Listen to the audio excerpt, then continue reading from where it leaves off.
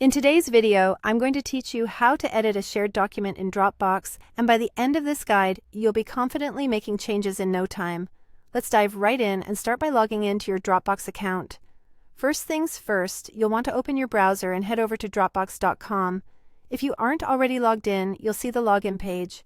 Just go ahead and enter your email and password, and you'll be taken straight to your Dropbox homepage.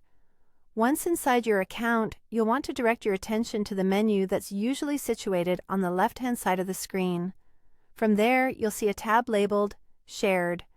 This is where you'll find all the documents and files that have been shared with you or that you've shared with others. Click on Shared, and a list of your shared documents will be displayed. Navigate through your documents and open the one that you need to edit. With your document open, it's time to start editing.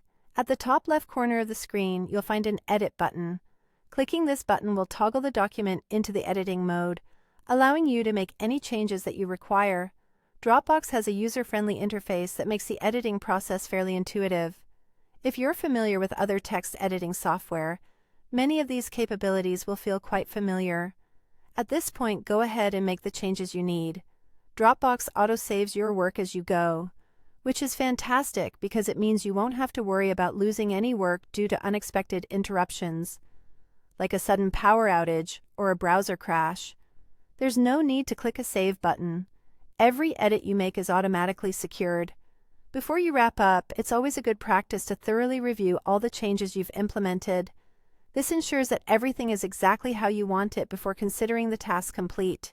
Once you're satisfied, you can close the document, knowing that every detail has been saved securely, and anyone with access to the document will be viewing the latest version.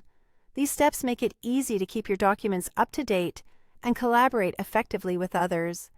Editing shared documents on Dropbox can really streamline workflows, especially when working in a team.